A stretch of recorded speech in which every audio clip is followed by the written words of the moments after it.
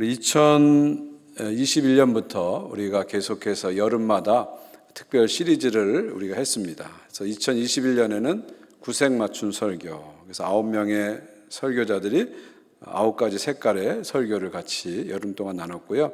2022년은 나의 사랑하는 시편이라는 주제로 나눴고요.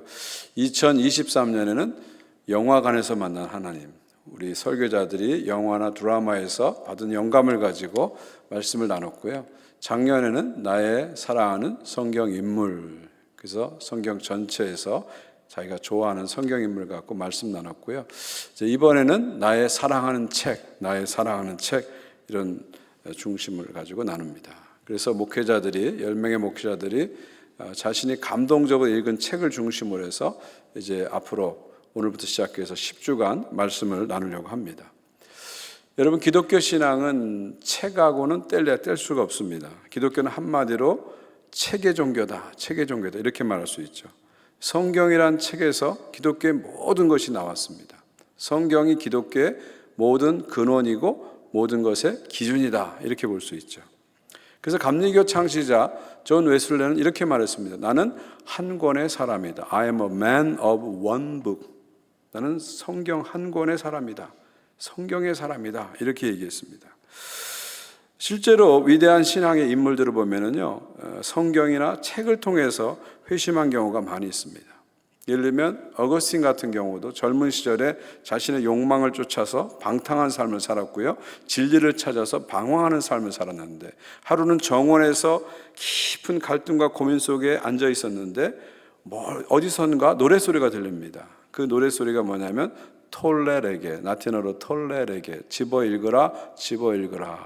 그래서 가까이 있는 성경을 집어서 읽었는데 그때 읽은 말씀이 로마서 13장 말씀. 밤이 깊고 낮이 가까웠으니 방탕과 술 취하지 말며 오직 주 예수 그리스도로 옷 입고 정욕을 위하여 육신의 일을 도모하지 말라.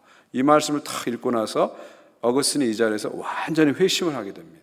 그래서 탕자 어거스틴이 성자 어거스틴으로 결정적으로 바뀌게 되는 계기가 바로 성경 말씀이었죠. 종교학자 마틴 루터도 마찬가지입니다. 루터의 회심 체험을 우리가 탑의 체험이다 이렇게 부르는데 그 이유는 뭐냐면 루터가 비텐베르그 신학교의 그 탑 위에 올라가서 시편을 연구합니다. 시편을 연구하면서 하나님의 righteousness, 하나님의 의는 우리를 정죄하는 의가 아니라 죄인들을 감싸주는 의라는 것을 깨닫게 됩니다. 그리고 로마서를 연구하면서 오직 의인은 믿음으로 말미암아 살리라, 이 진리를 발견하게 되죠. 그러니까 시편과 로마서를 연구하면서 루터가 회심을 하게 됩니다.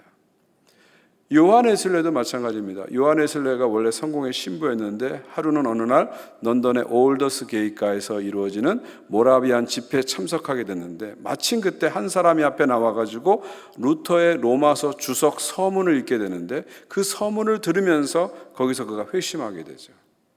그래서 완전히 새로운 영적인 목회자로 거듭나게 됩니다. 그러니까 책을 읽는다는 게 참 중요한 겁니다. 많은 크리스찬들이 이 책을 통해서 성경과 신앙서적을 통해서 회심을 하게 된 것이죠.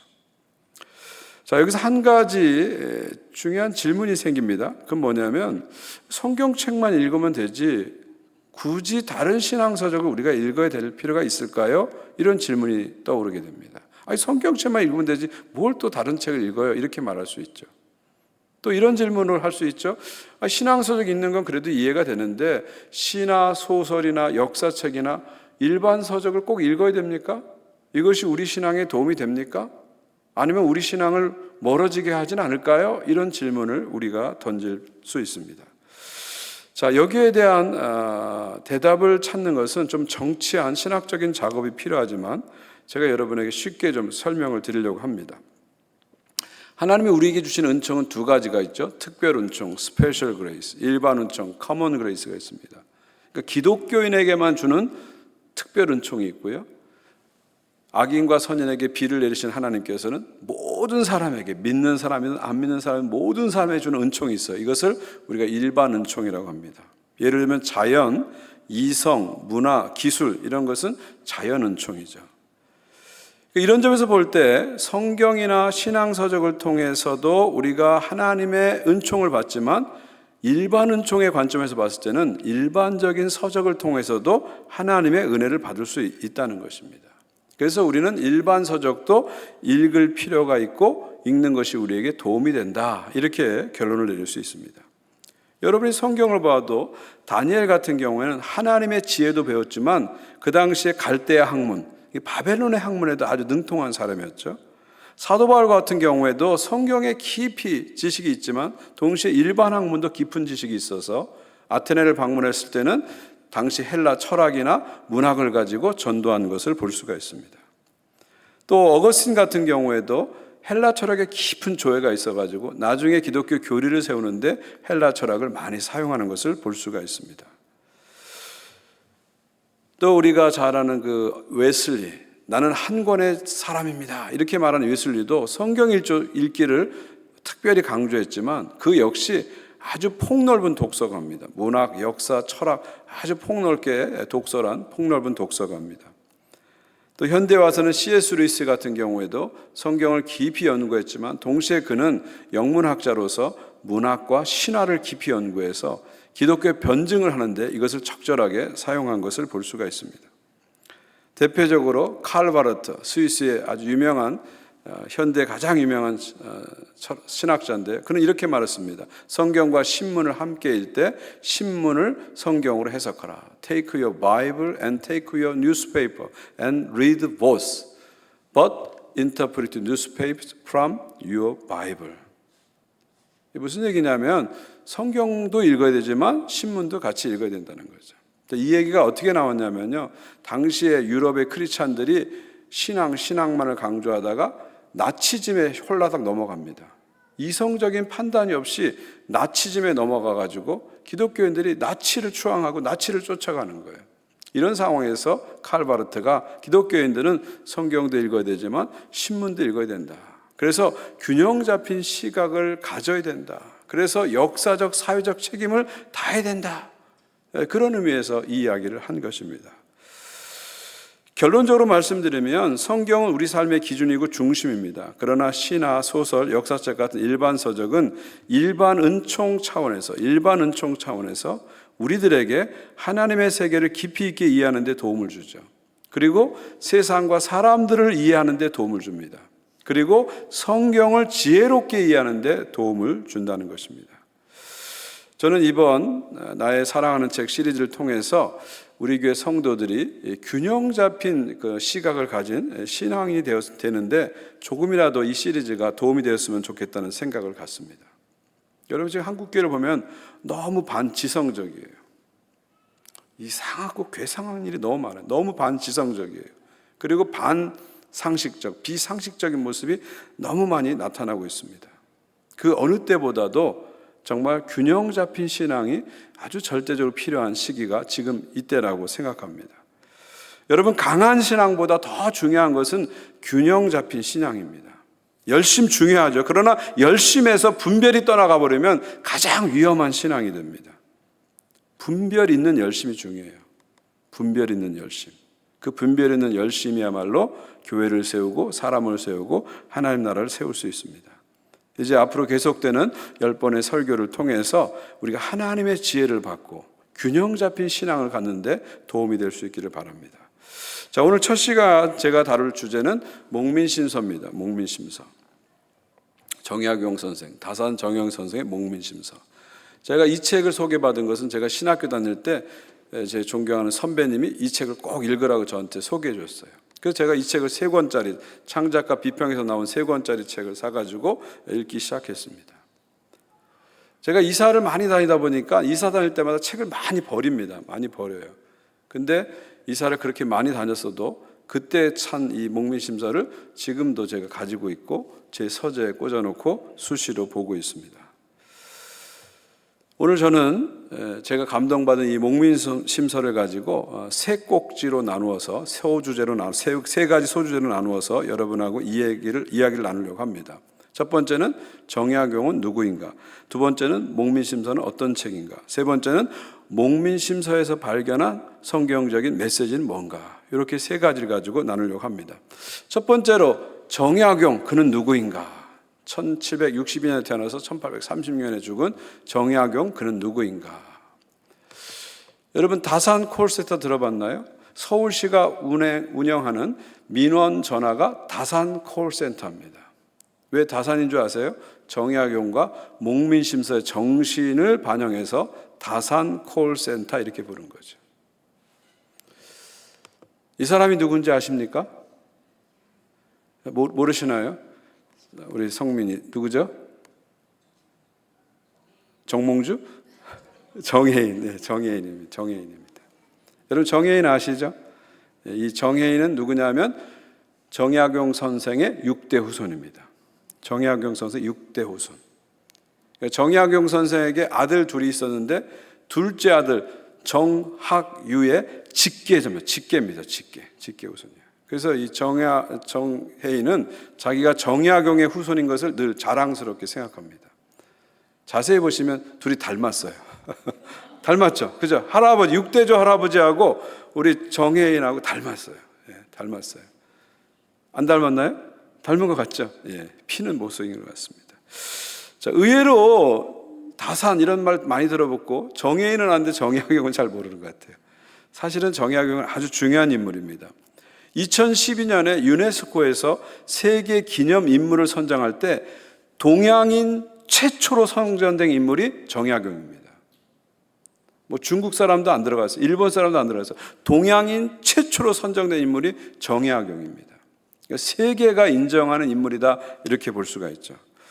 정약용은 모든 것에 능통했던 조선 최고의 천재입니다.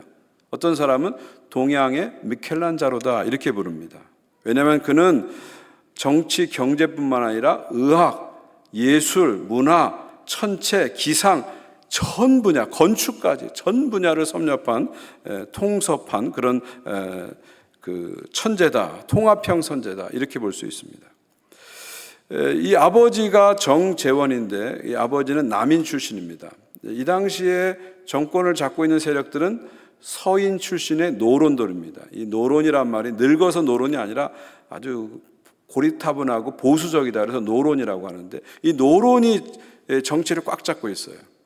반대로 남인은 똑똑한 사람들이지만 밀련한 세력들입니다. 그러니까 정약용의 아버지 정재원은 남인 출신이기 때문에 밀련한 세력이에요.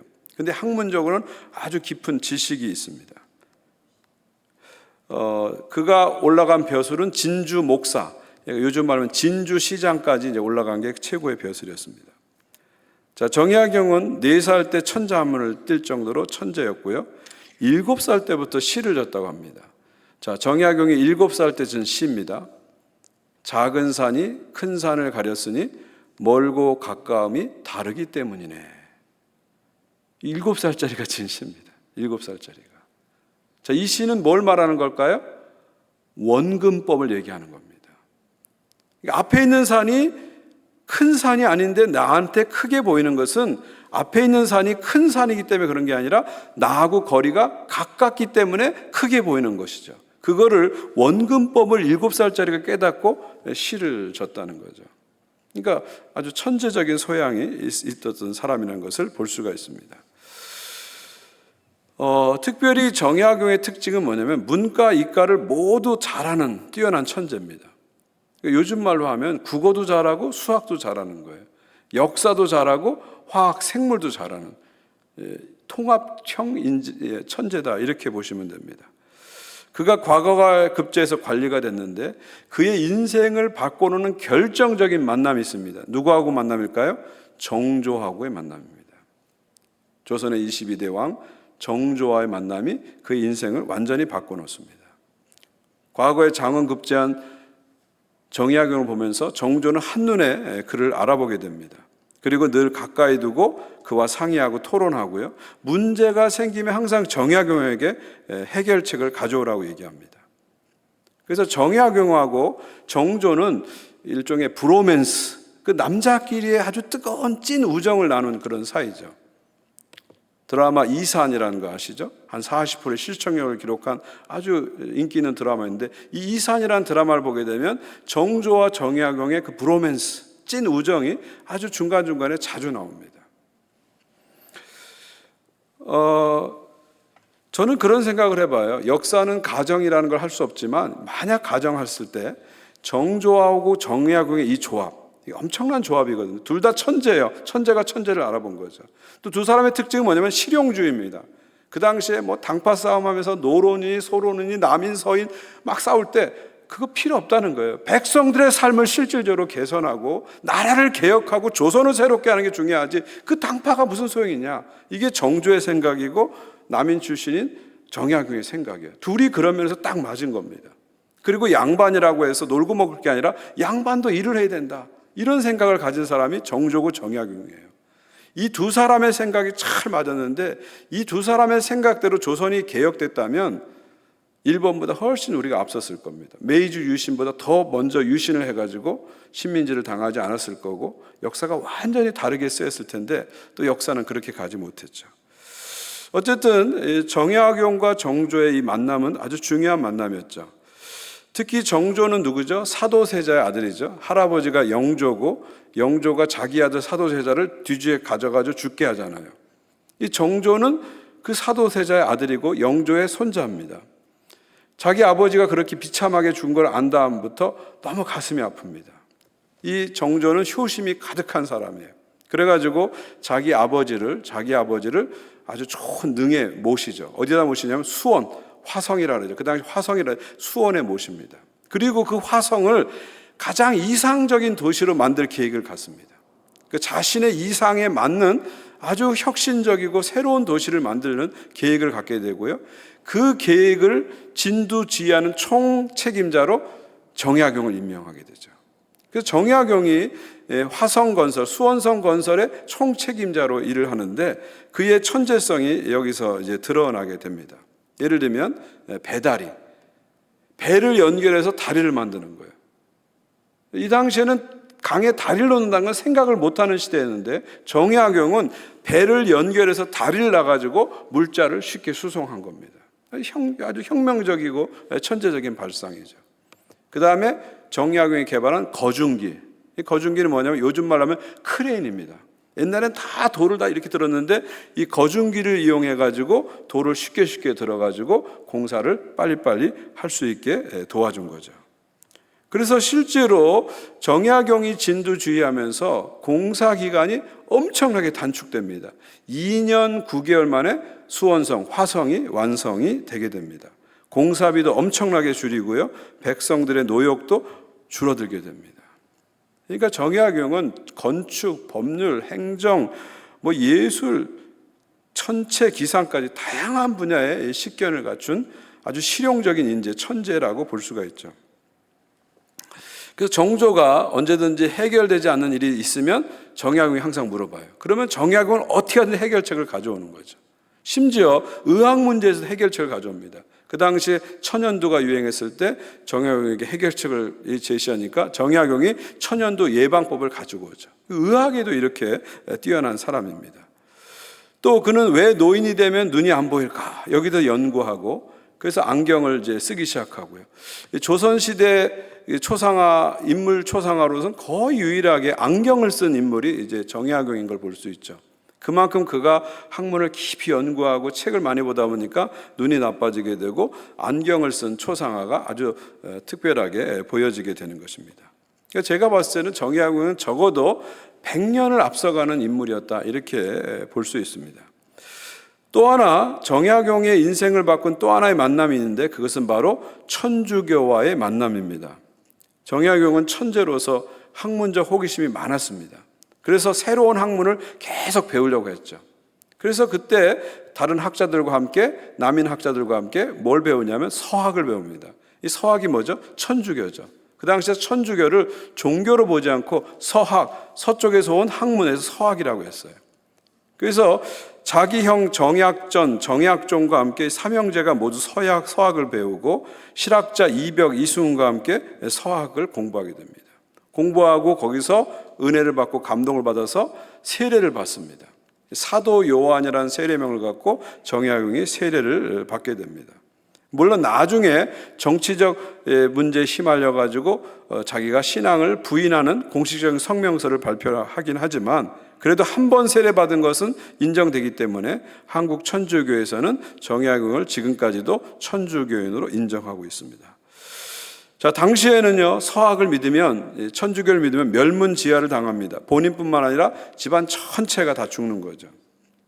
그래서 신유박해가 일어나잖아요. 그때 정약전, 정약종, 정약용 삼형제가 서학을 천주교를 믿었는데 그 형 정약종이 박해가 시작되니까 박해를 피하기 위해서 자기가 갖고 있던 신앙적인 물건들, 예를 들면 십자가, 묵주, 기도서를 몰래 숨기다가 그게 발각이 됩니다. 그래서 형이 체포되면서 동생인 정약용도 체포되게 되죠. 근데 정약용을 조사해 보니까 정약용은 이미 그 전에 나는 젊었을 때 천주교를 믿은 것을 뉘우친다 이런 상소를 발표한 것을 발견하게 되고 그래서 정약용은 죽지 않고 유배를 떠나게 됩니다. 대신 정약종 형은 참수를 당하는데 정약용은 이제 죽지 않고 유배를 갑니다. 그리고 결정적으로 1800년도에 정조가 갑자기 승하하죠. 이게 조선의 비극 중에 하나입니다. 50이 안 돼서 정조가 죽게 되는데 많은 학설들, 이산이라는 드라마도 보니까 정조가 독살된 것으로 이렇게 묘사하고 있는데 많은 학자들은 이 당파 싸움의 과정에서 노론들이 정조를 개혁적인 사상을 막기 위해서 독살했다 이렇게 보는 거죠. 정조가 조금만 더 오래 살았으면, 제 생각에 한 10년만 더 살았으면 조선이 완전히 개혁돼 가지고 일본보다 앞서갈 수 있었는데 정조가 일찍 죽는 바람에 개혁이 중단되게 되고 동시에 정약용도 정치적으로 막아줄 사람이 없는 겁니다.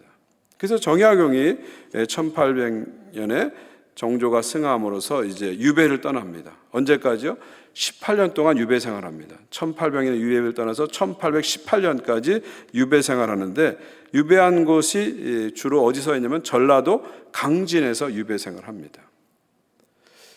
이곳이 바로 다산초당이라고 정약용 선생이 18년 동안 유배 생활할 때 대부분의 시간을 지낸 곳이 다산초당인데요.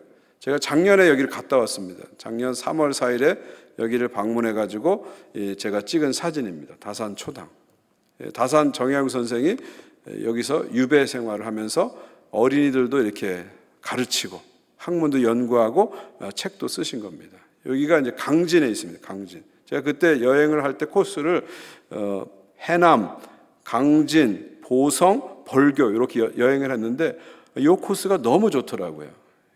우리 다산 정약용 선생의 발자취도 볼 수 있고 김영랑 시인의 생가도 볼 수 있고요. 그다음에 벌교에 가게 되면 그 태백산맥 문학관이 있어서 조정래 문학관도 있고요. 그 경치도 너무 좋고 역사적인 가치 있는 곳도 많이 있고요. 또 맛있는 게 참 많더라고요. 벌교에 가면 꼬막도 맛있고 산낙지도 맛있고 그래서 아주 너무 행복한 여행 코스였어요. 여러분들 한번 한국 가시면 요 강진, 해남, 요 벌교 이런 데 한번 가보십시오. 보성 찻집, 차마을 가면 참 멋있습니다. 이 다산초당은 정약용 선생이 지은 게 아닙니다. 다산이란 말은 이 차산이라는 뜻이죠. 여기 보성 가깝기 때문에 산에 차가 많아요. 그래서 다산이라고 그랬고 다산 차가 많은 지역에 지은 집이다. 다산초당이라고 부른 거죠. 여기 이미 윤단이라는 정약용의 외가 친척이 이미 지어놓은 집인데 여기 가서 그분의 호의에 의해서 여기서 이제 유배 생활을 하게 되고요. 유배 생활 끝난 다음에 정약용 선생은 자신의 호를 다산으로 바꿉니다. 그래서 우리가 지금까지 다산 정약용 이렇게 부르게 되는 거죠. 자, 18년간의 이 유배 생활은 정약용의 인생에서 가장 힘든 시간이었지만 역사적으로 보면은 정약용이 역사에 가장 크게 공헌한 시간이 바로 유배 18년입니다. 왜냐하면 이 18년 동안 정약용 선생은 무려 500권의 책을 씁니다. 대단한 거죠. 18년 유배 생활하면서 500권의 방대한 책을 쓰게 되고요. 그 책은 조선의 개혁의 청사진을 제시하는 책이었습니다. 예를 들면은 목민심서나 경세우표, 흠음심서 이런 책들이 다 이때 이제 쓰여지게 됩니다. 이렇게 쓸 수 있는 배경은 정약용 선생의 외가가 해남이거든요. 정약용 선생의 어머님이 해남 윤씨예요. 그래서 외가에서 이렇게 자산 초당도 제공해주고 책도 갖다 주고 하면서 책도 보고 연구하고 책도 쓰고 이렇게 하면서 여기서 이제 대표적인 저서가 나오게 되는 것이죠.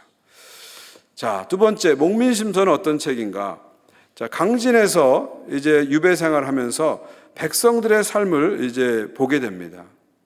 그냥 머리로 아는 게 아니라 그 지방에 가가지고 백성들의 밑바닥 삶을 보게 됩니다. 특별히 탐관 오리의 고통을 받고 있는 가난한 백성들의 삶을 보게 됩니다. 그러면서 정혜경 선생님이 뭘 깨달았냐면 지금 백성들에게 정말 필요한 것은 진정한 관리, 참된 관리가 필요하다. 백성들을 정말 위하는 참된 관리가 필요하다는 것을 깨닫게 되죠. 그래서 그런 마음으로 쓴 책이 목민심서입니다. 지방 관리들, 정치가들이 어떤 자세로 어떻게 일을 했는지를 쓴 책이 바로 이 목민심서고요. 이 목민심서가 쓰여진 해가 1817년이니까요. 유배 생활한 지 17년이 지난 때입니다. 그리고 그 다음에 1818년에 유배에서 풀려나게 되니까 정약용 선생의 유배 거의 끝에 이 책을 쓰게 됩니다. 그래서 자신의 지난 유배 생활의 학문과 모든 것을 총정리하는 마음으로 쓴 책이 목민심서죠.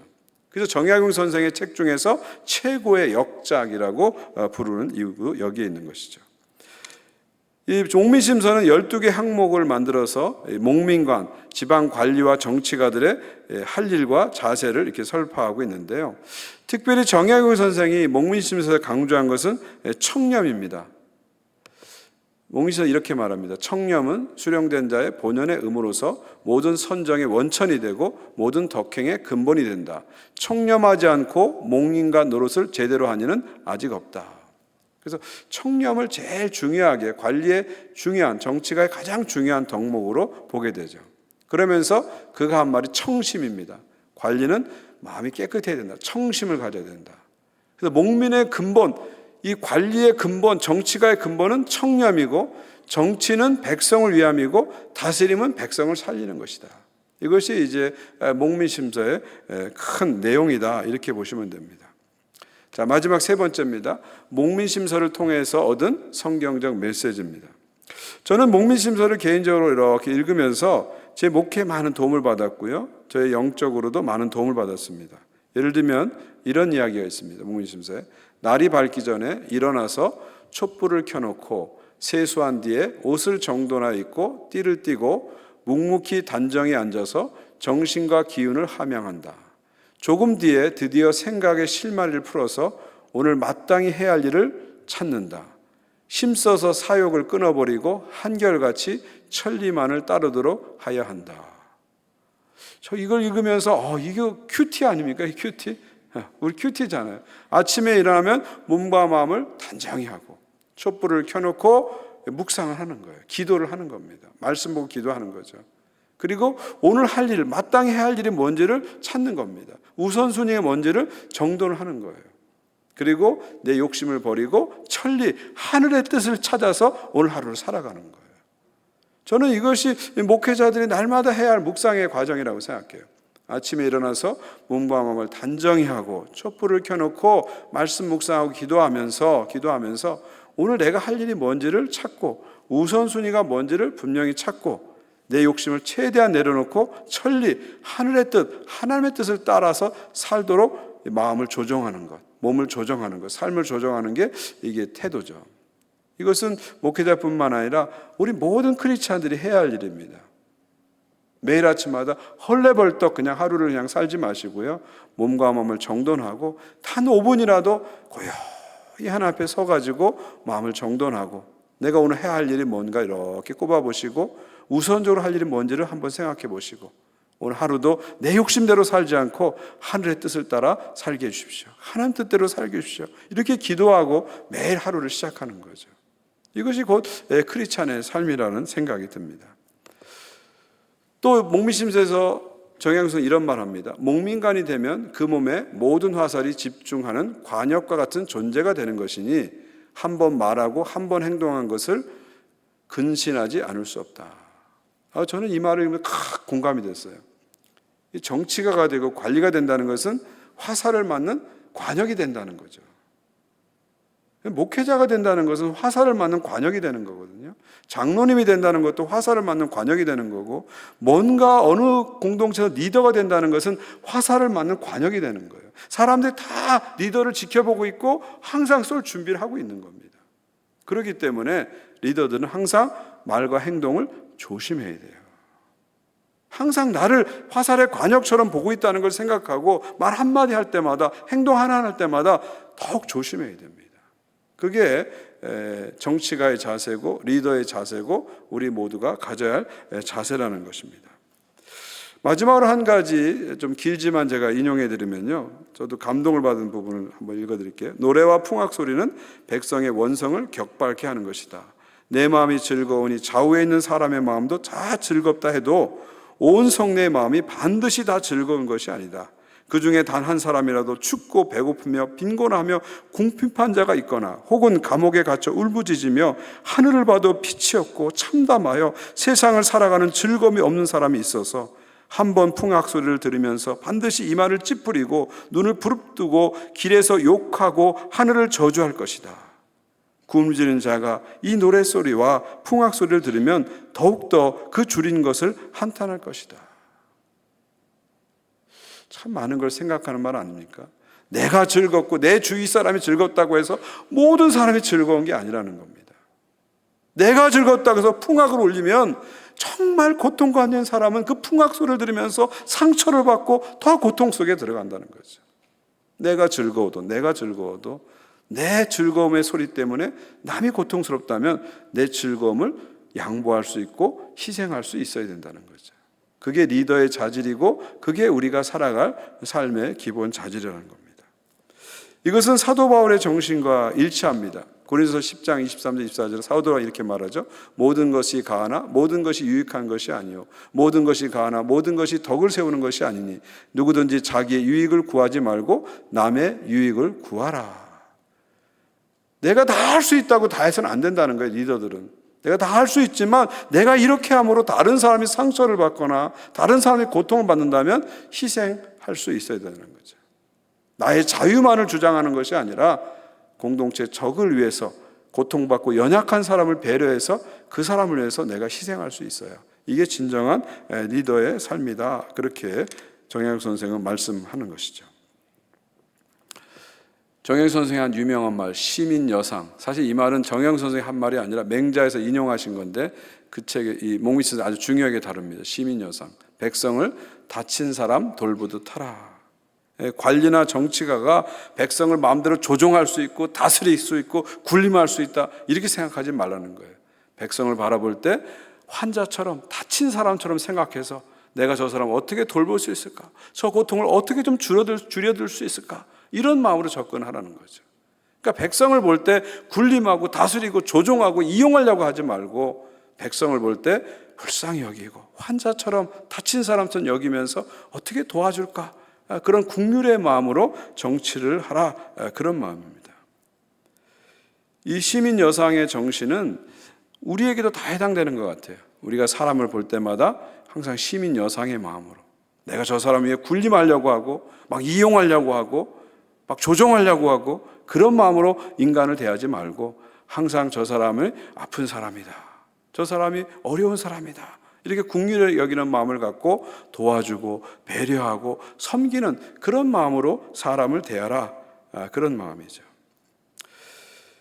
결국 이 목미심서에서 주장하는 가장 중요한 얘기는 뭐냐면 관리든 임금이든 백성에 군림하지 말고 백성을 하늘처럼 반드시 받들어야 된다는 거죠.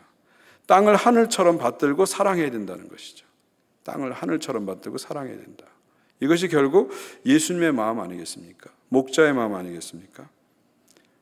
오늘 목민심서가 우리에게 가르치는 마음은 선한 목자 대신 예수님의 마음이죠. 나는 선한 목자라. 선한 목자는 양들을 위하여 목숨을 버리거니와 삭구는 목자가 아니요 양도 제 양이 아니라. 이리가 오는 것을 보면 양을 버리고 달아나느니 이리가 양을 물어가고 또 해치느니라. 이 선한 목자 대신 예수님의 마음, 양을 항상 알고 양을 불쌍히 여기고 양을 사랑하고 심지어 양을 위해서 목숨까지 내어줄 수 있는 선한 목자 대신 예수님의 마음, 저는 정약용 선생이 목미심서에서 우리에게 가르쳐주고자 하는 마음이 바로 이 마음인 것 같아요. 선한 목자 되신 예수님의 마음, 예수님의 마음. 이 선한 목자 되신 예수님의 마음을 품고 관리 노릇을 하라, 정치가 노릇을 하라, 그런 얘기죠. 또 우리 모두에게 선한 목자 되신 예수님의 마음을 품고 살아가라는 그런 마음입니다. 리더는 항상 그런 마음을 갖고 사람들을 대해야 됩니다. 제가 종종 목회를 하면서 담임 목사인 저에게 사람들이 찾아와서 목사님 때문에, 어떤 목사님 때문에, 어떤 전사님 때문에 제가 너무 힘들어요, 그런 얘기를 할 때가 종종 있어요. 어떤 장로님 때문에 내가 너무 힘들어요, 그런 말을 들을 때가 있어요. 촌장님 때문에 너무 힘들어요, 그런 말을 들을 때가 있어요. 물론 저 때문에 힘든 사람도 많이 있을 거예요. 말을 못해서 그러시지, 그죠? 사실은 우리 리더들도 인간인지라 우리 때문에 남들을 힘들게 할 수 있습니다. 그러나 적어도 리더들은요, 나 때문에 사람들이 힘들어하게는 하지 말아야 돼요. 오히려 힘들어하는 사람들을 가서 돌봐주고, 그 사람들이 그 힘듦에서 벗어날 수 있도록 배려해주고, 그런 마음으로 항상 접근해야 됩니다. 그게 선한 목자 되신 예수님의 마음 아니겠어요? 누군가 위에 군림하고 그 사람을 막 마음대로 다스리려고 하고 이용하려고 하고, 이건 주님의 마음이 아니죠. 진짜 주님의 마음을 가진, 선한 목자의 마음을 가진 리더라면 항상 연약한 사람을 돌보고 그 연약한 사람의 고통을 불쌍히 여기고 그것을 내가 어떻게 하든지 이렇게 해결해 주려고 하는 그런 마음. 내 능력으로 다 해결할 수 없지만 어떻게든지 조금이라도 덜어주려고 하는 그런 마음. 이것이 주님의 마음이고 예수님의 마음입니다. 사랑하는 성도 여러분, 말씀 맺습니다.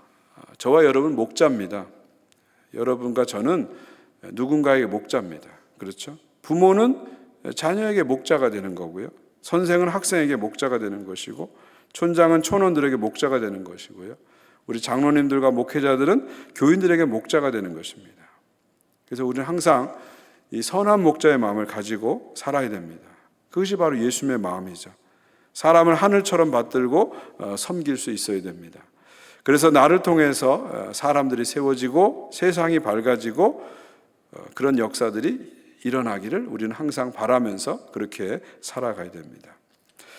마지막으로 목미심서 한 대목을 읽으면서 오늘 설교를 맺으려고 합니다. 믿게 보면 잡초 아닌 풀이 없고, 곱게 보면 꽃 아닌 사람이 없으되 그대를 꽃으로 볼리로다. 믿게 보면 잡초 아닌 풀이 없고, 곱게 보면 꽃 아닌 사람이 없으되 그대를 꽃으로 볼리로다. 저는 이게 목미심서의 아주 깊은 정신이고 마음이라고 생각합니다. 사람을 볼 때 잡초처럼 보는 게 아니라 꽃처럼 보는 거죠. 귀하게 보는 거죠. 그래서 항상 배려해주고 그 고통을 덜어주려고 하고 긍휼히 여기고 이렇게 접근하는 마음, 관리뿐만 아니라 우리 모두에게 필요한 마음입니다. 사람이 군림하려고 하고 사람을 이용하려고 하고 그런 마음이 아니라 귀하게 보고 배려하고 그렇게 꽃처럼 보는 마음, 이것이 주님의 마음이고 선한 목자의 마음이라고 생각합니다. 이 목민신서의 정신, 예수님의 선한 목자의 정신 우리 가슴에 품고 내가 대하는 사람들을 꽃처럼 보면서 귀하게 보고 배려해주는, 그래서 아름다운 공동체를 함께 만들어가는 저와 여러분이 되시기를 주님의 이름으로 축원드립니다.